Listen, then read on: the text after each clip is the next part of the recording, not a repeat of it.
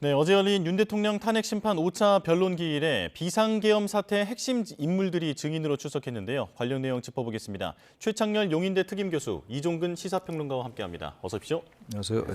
네. 자, 어제 5차 변론 기일 윤 대통령의 관련 발언부터 바로 짚어보겠습니다.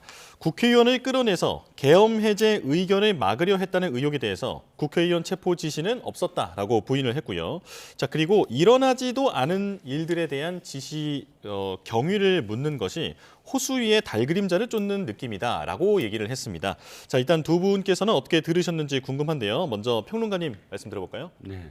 윤 대통령은 내란죄의 특정 혐의를 벗어나기 위해서 굉장히 노력하고 있다라는 생각이 듭니다. 예. 아무런 일도 일어나지 않았다는 건 그 일이 무엇인가 하면 폭동이거든요. 내란죄의 어떤 요건 중에 가장 중요한 부분이 폭동이 있었느냐 없었느냐. 즉 아무 일도 일어나지 않았다라고 주장하는 것은 실제로 국회의원을 끌어내리는 과정에서 충돌이 있거나 무력적인 어떤 진압 이런 일로 인한 소요 사태나 폭동 사태가 없었다. 그러므로 이런 어떤 내란죄 혐의가 부당하다라는 그런 이야기로 연결이 될 것 같고요. 또 예. 어저께 이 이야기를 한 배경은 사실 어저께가 헌법재판소 심리의 가장 중요한 날이었습니다. 왜냐하면 실질적으로 국회의원을 끌어내리라는 지시를 윤 대통령으로부터 직접 받았다라고 국회 등에서 증언한 사령관들이 증인으로 참석했기 때문입니다. 그래서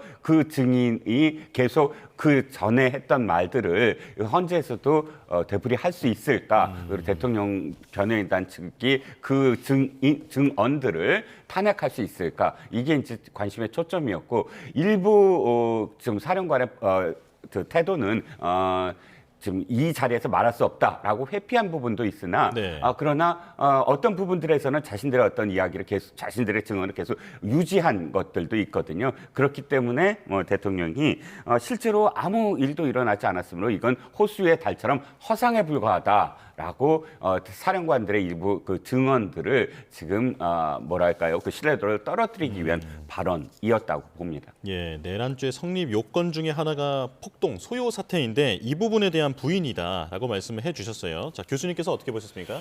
근데 국회의원 체포 지시를 하지 않았다라고 지금 얘기하고 있는 거잖아요. 그런데 어제 이진우 그다음에 여인영 전 사령관들은 뭐 답변을 거의 거부하다시피 했어요. 예. 형사 재판을 의식한 것 같아요. 뭐 다들 하는 얘기입니다만.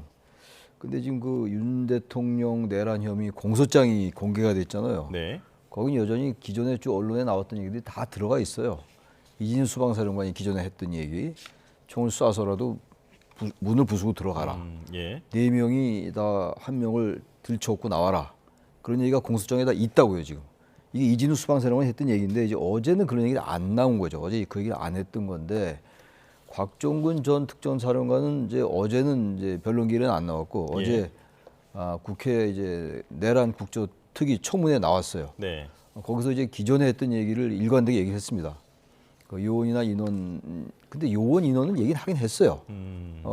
곽정근 전 특전사령관이 김병주 의원과 맨 직후인가요? 계엄 직후인가? 다음 날인가?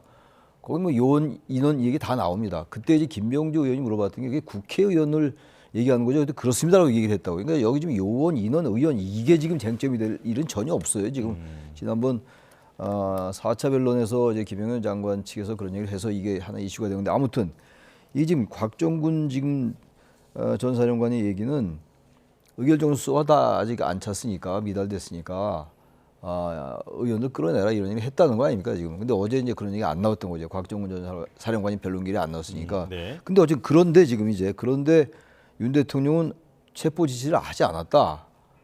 그러니까 이게 도대체 이게 앞뒤가 안 맞는 얘기들이죠. 그러니까 이 지금 검찰의 공소장이 다 100% 맞다라고 단정할 수는 없어요. 이게 또 수사가 돼야 되겠죠. 역시 또 법정에서 하는 얘기가 중요하니까. 예. 그렇다 하더라도 지금 아무 일도 일어나지 않았고 국회의원 체포 지시도 하지 않았고 아무 일도 안 일어났으므로 이게 아무 문제 없다라는 그 일관된 논리를 주장하고 있는 거예요. 대통령만 그런 게 아니라 윤 대통령의 이제 변호인단들도 그렇고 말이죠. 윤 대통령을 지지하는 분들도 그런 얘기들을 하고 있는 거예요 지금. 예. 게다가 계엄이 뭐 유혈 사태도 안 일어났고 체포도 결국은 안 일어났고 그리고 2시간짜리 내란에 불과했고 이런 게 내란이냐 이런 얘기죠. 2시간이 무슨 내란이냐 이런 얘기들인데 그래서 결국 이제 헌재에서 이제 판단을 하겠죠. 여러 가지 아직 변론길이 많이 남아 있고, 그러니까 이런 증언이나 진술들이 얼마나 더 객관적이고 구체적이고 일관성이 있느냐 아마 이걸 볼 겁니다 아마. 그리고 정황상 여러 가지를 볼 것이고. 그러나 어쨌든 대단히 황당하다. 아무 일도 일어나지 않았고 호수 위에 떠 있는 뭐 달 그림자를 쫓는 느낌이나 이런 비유도 했는데 글쎄요, 뭐 윤 대통령을 지지하는 사람들이야 이 말에 더 적극적으로 바로 이거야라고 생각할 수 있을지 모르겠으나 제가 볼 때 이런 말들이 얼마나 설득력이 있게 많은 사람에게 다가갈지 대단히 의문이다. 제가 그 말씀을 드립니다. 예. 자, 말씀하신 곽종근 전 특전사령관은 이제 내일 또 변론기일에 출석이 예정이 되어 있는 상황이고요. 자, 두 분의 총평 같은 말씀을 먼저 들어봤는데 하나씩 조금 속도를 내서 좀 가보도록 하겠습니다. 자, 어제 윤석열 대통령이 선관위의 군병력 출동은 내가 김용현 전 장관에게 지시한 것이다라고 인정을 했습니다. 자, 그런데 엉터리 투표 용지가 많아서 그랬다라는 단서를 붙였거든요. 계속해서 부정선거 의혹을 띄우는 모습인데 이건 어떻게 보셨습니까? 두 가지잖아요. 좀 전에 제가 말씀드렸던 건 국회에 대한 그 병력 투입에 대해서 폭동에 대한 문제였고 두 번째는 이제 선관입니다. 군 병력을 투입한 거 두 곳이죠. 그러니까 선관위하고 그다음에 국회인데 예. 자 선관위는 왜 지금 부정선거라는 그런 그 이유를 대야만 하냐하면 선관위는 국가기관입니다. 그럼 국가기관을 무력으로 점거를 해서 국정을 마비시켰다. 이것도 내란죄에 지금 해당이 되거든요. 예. 그렇기 때문에 특정한 어떤 사유가 있어야 되는데 그 사유에 대해서 이렇게 이야기를 하는 겁니다. 선거 소송이 굉장히 많았고 부정선거를 지금 의혹을 규명해달라 소송을 했는데 그때 당시에 계암시에 엉터리 투표 주지들이 굉장히 많았고 또 2023년에 국정원에서 실제로 이 전산 시스템을 점검을 했을 때 상당히 많은 의혹들이 생겨났는데 부실했다. 그런데 그것들을 제대로 의혹을 규명하지 못해서 많은 지금 이 목소리들을 그러니까 그 규명해달라는 국민들의 목소리가 계속 잇따르고 있으므로 이게 포고령에 의한 군 병력 진입이 아니라 계엄령을 선포하게 되면 그 계엄 사무와 관련된 곳에 어떤 행정, 집, 사무 이런 그 기관에 대해서 군이 들어갈 수 있다. 그것은 정당하다. 그러니까 내란죄가 아니다라는 걸 강변하기 위해서는 부정선거가 헌재에서도 계속 지금 쟁점이 될 겁니다. 그래서 상당히 많은 한 30여 명의 증인을 좀 채택해달라라고 했는데 지금 헌재에서는 8명밖에 채택을 안 했죠. 근데 그럼에도 불구하고 앞으로도 이 부정선거와 관련된 쟁점을 계속 붙잡을 수밖에 없는 게 예. 선관위에 군을 투입할 이유가 사실 없거든요. 다른 이유가 그렇기 때문에 아마도 헌재에 계속적으로 부정선거와 관련된 쟁점을 지금 다툴 것으로 보입니다. 예, 국헌 문란의 목적으로 비치지 않기 위해서 이 점검이라는 부분을 지금 강조하고 있는 그런 상황인데요. 교수님 의견은요? 선관위에 군을 투입해서 선관위는 국가기관이기 이전에 헌법기관이에요. 대한민국의 모든 국가기관이 헌법기관은 아니거든요. 헌법에 의해서 설치된 기관입니다. 예. 지금 국헌문란의 그 정의가 형법 91조에 나와 있는 헌법에서 설치한 헌법기관을 마비시키려 하는 것, 그게 국헌문란이에요. 예. 근데 지금 그럼에도 불구하고 선관위에 지금 계속 부정선거에 여러 가지 의혹이 있기 때문에 선관위가 그야말로 헌법기관이기 때문에 조사하기도 어렵고 그래서 이제 군을 투입해서 서버를 좀 조사해보라고 그랬다. 뭐 이런 얘기예요. 예. 서버를 압수수색하려 했던 것도 아니다. 뭐 이런 얘기를 하고 있는 건데 이 논리가 하도 허황되기 때문에 제가 볼 때는 말이죠. 제 생각에는 반박하기도 어려워요. 어느 정도 논리적 그 구조를 갖춰야 반박도 할 텐데 세상에 부정선거라는 의혹이 있다고 의혹을 가질 수 있겠죠. 그거야. 각자의 생각이니까. 부정선거 의혹이 있다고 해서 그 부분을 조사하기 위해서 알아보기 위해서 군을 투입했다. 헌법기관에. 그건 말이 안 되는 거죠. 그래서 어쨌든 부정선거 이슈를 계속 헌재에서도 야기시키고 제기함으로써 지금 윤 대통령을 지지하고 있는 그리고 탄핵을 반대하고 있는 많은 지지자들에게 계속 부정선거 이슈를 계속 꺼지지 않게 하려는 그런 의도가 있는 게 아닌가라고 저는 생각을 합니다. 예. 자, 그리고 어제 증인이 총 3명이었습니다. 여인영, 이진우, 홍장원 이 3명 중에 여인영, 이진우 두 전 사령관이 먼저 증인 으로 나섰는데요. 자, 두 사람이 사실 대부분의 국회 측 질의에는 답변을 거부했습니다. 이건 어떻게 보셨습니까? 일단 여인영, 이진우 두 사령관과 홍장원 전 1차장은 입장이 다르죠. 예. 두 사령관은 자신의 혐의에 대해서 형사 재판을 받고 있어요. 왜냐하면 그 두 사령관은 실질적으로 지휘부였고 위에 그러니까 국방장관이나 대통령의 지시를 직접 받아서 군내 병력을 지휘했던 사람들입니다. 그렇기 때문에 내란죄의 중요 임무 종사자에 해당되기 때문에 자신의 형사 재판도 지금 계속 해야 됩니다. 그러면 여기서의 어떤 증언들이 나중에 자신의 어떤 형사 재판에서 어떤 자신한테 불이익이 돌아올 수도 있다라는 그런 이유로 지금 국회 측 질문에 답을 하지 않았고 나중에 말씀드리겠지만 홍장원 1차장 같은 경우는 그 부분에서는 자유롭거든요. 예. 자신이 병력을 뭐 지휘한다거나 국정원 직원들을 뭐 지휘해서 투입하지 않았으므로 그 부분에서는 자유롭기 때문에 어저께도 자신의 그 전 발언들을 계속 유지했는데 또 여인영, 이진우 두 사령관은 약간 달라요. 여인영 사령관 같은 경우는 거의 가장 쟁점이 되는 부분에 대해서는 다 입을 다물었습니다. 그런데 이진우 사령관은 약간 달라졌어요. 그 달라진 부분들이 윤 대통령이 앞으로 이제 헌재에서 계속적으로 또는 자신의 형사 재판에서 계속적으로 이 부분을 아마 도드라지게 다시 부각할 겁니다. 이진우 사령관의 말이 달라진 건 이겁니다. 이진우 사령관이 가장 쟁점이 되는 게 그 전에 어떤 증언에 의해서 4명씩 한 조를 이뤄서 국회의원 1명씩 끌어내면 되지 않느냐. 예. 뭐 이런 발언을 한 적이 있거든요. 그런데 그 발언과 관련된 상반된 발언을 어떻게 했습니다. 대통령은 누구를 체포하라는 지시도 또 국회 의결을 저지하라는 지시도 없었다.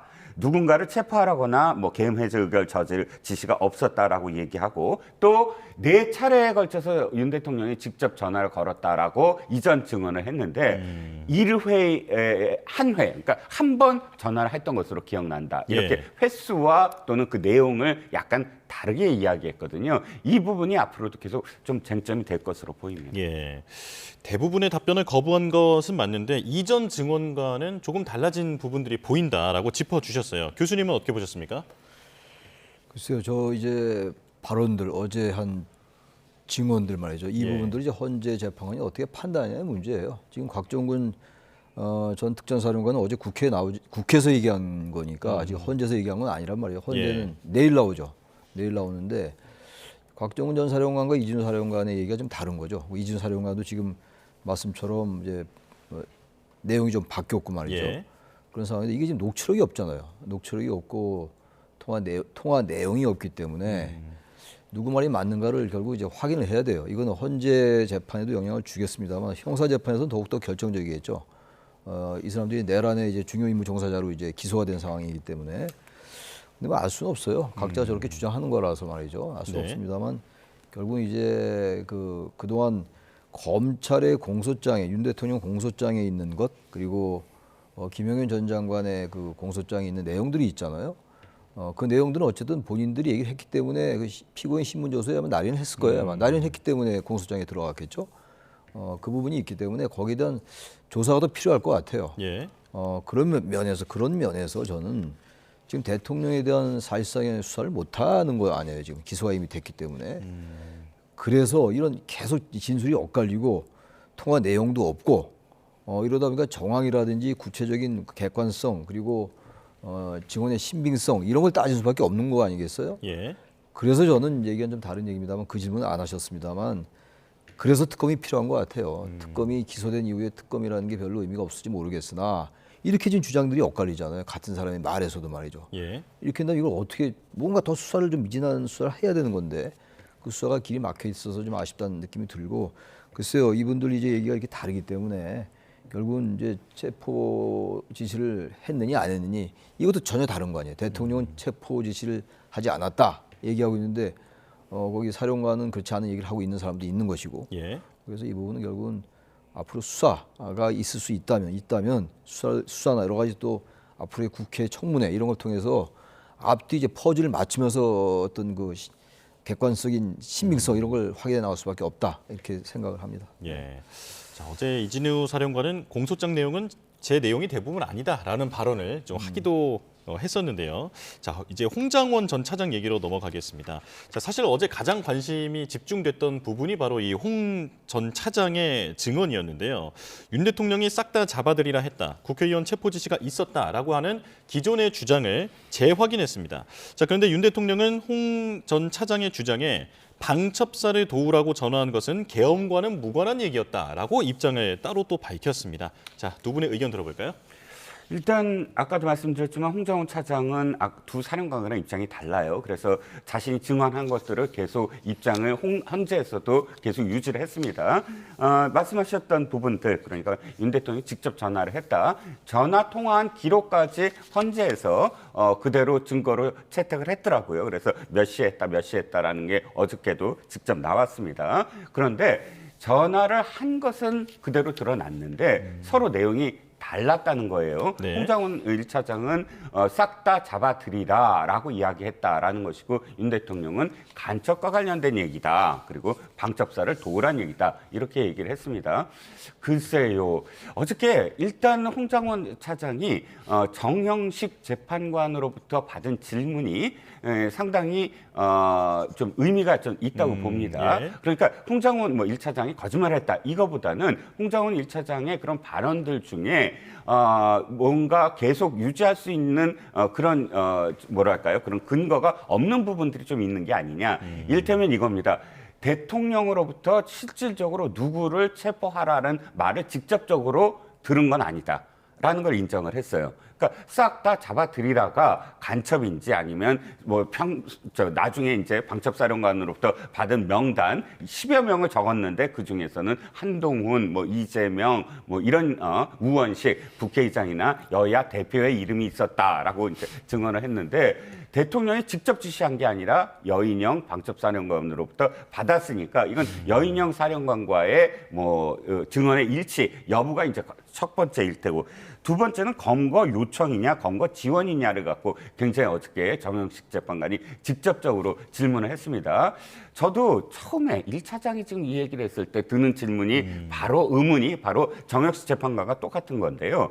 예를 들어서 검거 요청이라고 메모가 돼 있는데 지금 검거를 할 수 있는 지금 국정원에 근거가 하나도 없거든요. 일반인이잖아요. 민간인의 국정원이 지금 검거를 한다. 검거를 할 수 있는 지금 이 수사권이 있느냐 혹은 검거를 할 수 있는 인원이 있느냐 이걸 정영식 재판관이 물었어요. 그랬더니 그런 건 있지 않다라고 대답을 했고 그렇다면 그러고 이렇게 얘기합니다. 이건 검거를 직접적으로 하는 게 아니라 방첩사를 도우라는 검거 지원이다라고 해석을 했다. 그렇다면 정영식 재판관은 이렇게 얘기합니다. 검거 지원이라고 써야지 그럼 왜 검거 요청이라고 쓰느냐. 그건 다르지 않느냐. 이 부분을 제가 좀 길게 말씀을 드린 건 뭐냐면 국정원 1차장이 지금 계속 이 증언을 유지할 수 있을 것이냐에 대한 핵심적인 부분이 국정원이 그런 어떤 시스템이 갖춰져 있지 않은데 그것을 실제로 전화를 받았을 때 내가 이것을 검거라고 받아들였다라고 한다면 앞뒤가 맞지 않는다는 것. 이 부분이 글쎄요 형사재판에서 어떻게 될지 모르지만 어쨌든 헌재에서는 좀 도드라진 부분이 있다 이렇게 느껴졌습니다. 예, 정영식 재판관이 이 체포 명단에 적혀 있는 홍 전 차장의 메모가 중요한 증거이다 보니까 그 메모의 표현에 대한 질문을 집요하게 좀 하는 모습에 대해서 좀 언급을 해주셨는데요. 교수님께서는 어떻게 들으셨습니까? 근데 앞뒤 맥락에서 간첩이 왜 나옵니까? 갑자기 뜬금없이 계엄 선포한 그 전후 맥락에서 간첩을 잡아들여라? 국회에다 병력 투입하고 선관위에다가 부정선거 의혹 파내겠다고 군을 보낸 거 아니에요? 국정원 차장에게 전화해가지고 간첩 잡아들여라. 그 밤에. 말이 돼요? 그게 앞뒤 맥락에서? 지금 모든 건 말이죠. 진실이 뭔지 몰라요, 지금.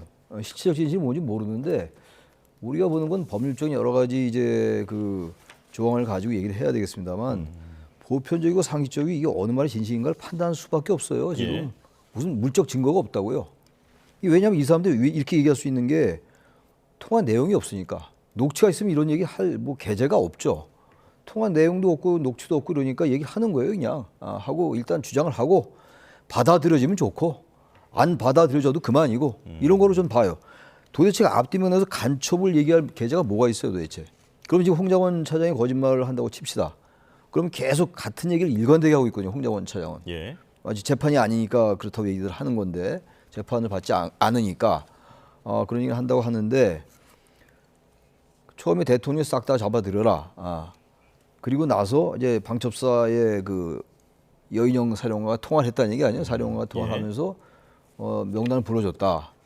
그래서 다 서서 받아 적어가지고 대개 한 14명, 16명 되는 것 같다라고 얘기하는 게 계속 보도가 되고 있어요, 지금. 그럼 간첩을, 근데 그것도 거짓말이라고는 할 말이 없어요. 그것도 회유됐다고 얘기하면 할 말이 없는 건데 14명, 16명까지 거짓말인 것 같지는 않아요. 우리가 볼 때는 남이 무슨 말할 때 저게 거짓인가 아닌가 이렇게 볼 수 있는 판단할 수 있는 나름의 그 객관적인 증거가 없다 하더라도 주관적이고 그리고 어떤 정황이라든지 이런 상황을 보고 판단하는 거 아니겠어요? 이 사람이 네. 거짓말하고 있구나. 이 사람이 진실을 얘기하고 있구나. 거짓말 탐지기 갖다 대기 전엔 말이죠. 그다음에 14명, 16명도 전부 만들어낸 얘기가 되는 거예요. 간첩을 잡아들여라 했는데 거기 14명 얘기가 나올 리도 없고 이재명, 우원식, 한동훈 얘기가 나올 리도 없어요. 그럼 간첩도 잡아들이고 갑자기 한국 정치인들을 잡아들이라는 얘기인데 맥락이 맞지가 않죠. 그 급박한 상황에서 간첩 잡아들여라. 그게 말이 되는 얘기예요? 결국 이건 헌법재판관이 판단하는 거예요. 그래서 저는 볼 때 그거는 간첩을 잡아들이라고 얘기했다라는 건 제가 볼 때는 그게 거짓일 가능성이 높다라고 저는 개인적으로 생각합니다. 예.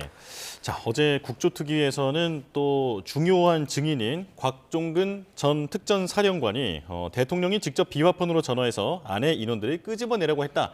요원이 아니다. 의원이 맞다. 지금 이런 증언들을 했습니다. 자, 그런데 내일 6차 변론기일에 곽 전 사령관이 또 증인으로 출석하지 않습니까? 자, 대통령 측에서는 불리한 증언을 할 가능성이 높은데 어떻게 전망이 됩니까?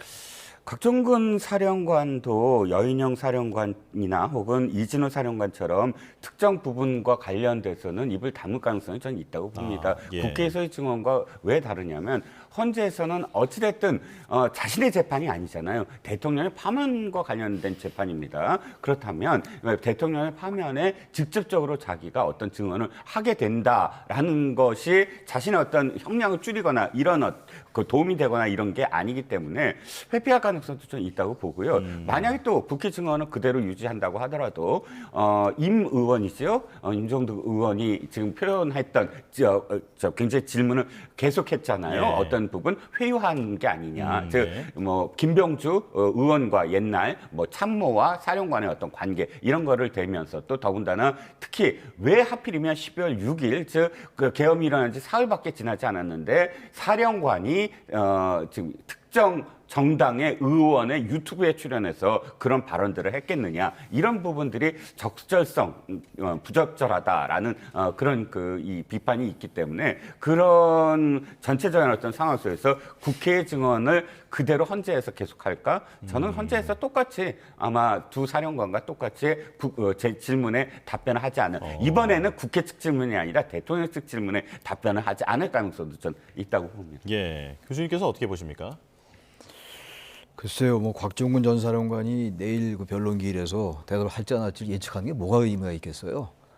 자꾸 그런 쟁점보단 말이죠. 우리가 이걸 봐야 돼요. 지금 우리가 이걸 이렇게 자꾸만 논란하고 이런 이유가 뭡니까?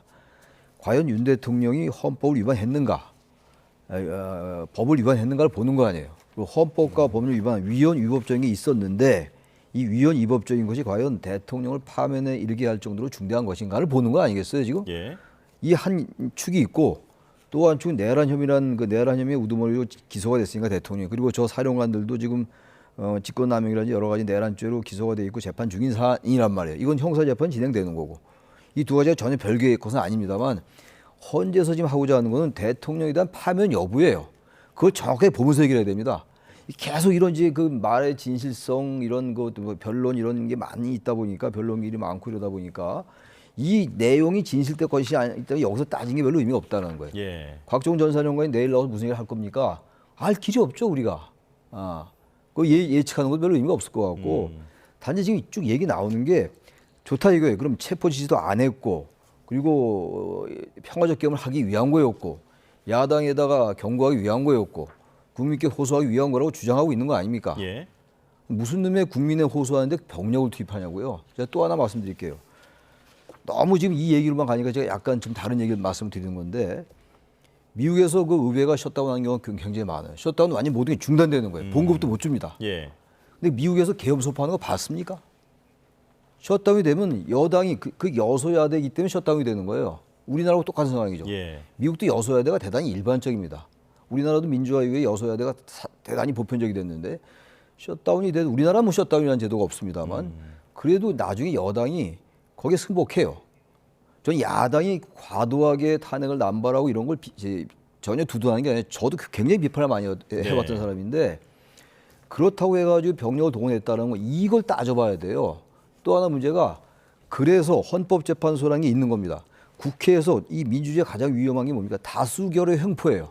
다수의 횡포를 막기 위해서 탄핵 소추 의결이 됐음에도 불구하고 87년도 헌법에 헌법재판소를 설치한 거예요. 이런 걸 따져보자. 다수에 의해서 이게 횡포를 부린 것이 될 수 있으니까. 근데 그 헌재까지도 지금 흔들고 있는 거 아닙니까? 대단히 위험한 거예요. 제가 그 말을 안 드릴 수가 없어요. 이게 중요한 말이기 때문에. 예. 민주주의의 가장 근간이 법치주의입니다. 법치주의의 마지막 보루는 사법부와 헌재예요.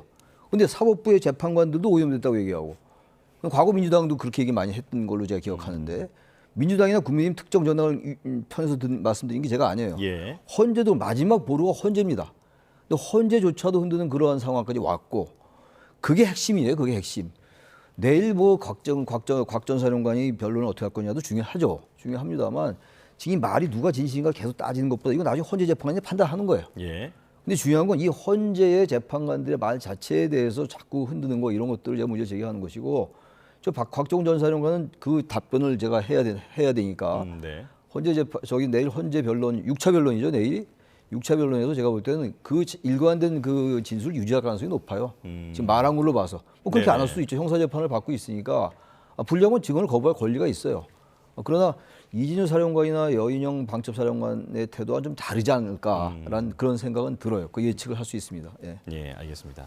자, 마지막으로 이재명 대표 질문만 좀 짧게 두 분께 부탁드리겠습니다. 이재명 대표가 공직선거법 2심 재판에 대해서 미현 법률심판 제청 신청을 했는데 예전엔 검토만 하고 있다 이렇게 하더니 결국에는 신청을 했습니다. 자, 어떻게 보셨습니까? 일단 이 지금 신청이 한두 번이 아니잖아요. 지난번에도 했고 그것이 기각됐습니다.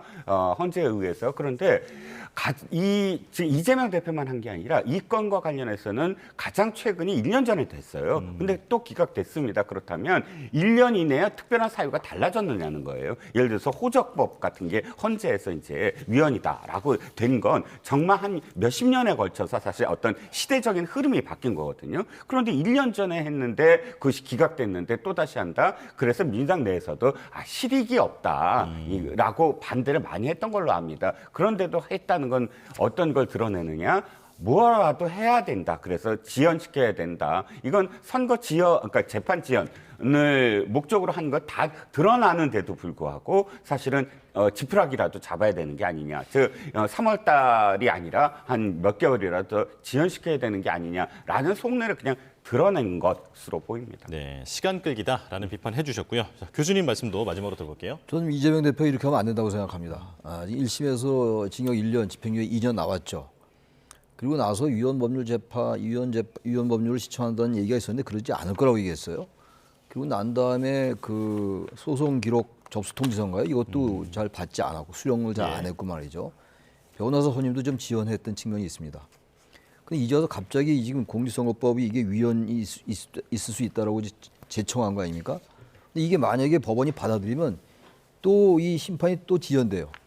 이게 헌재 재판이 나올 때까지 이 재판을 안 하거든요. 네. 이건 제가 볼 때 객관적으로 볼 때 어떻게든 재판을 지연하려는 그런 그 전략이라고 보입니다. 이거 그렇게 해왔잖아요, 사실.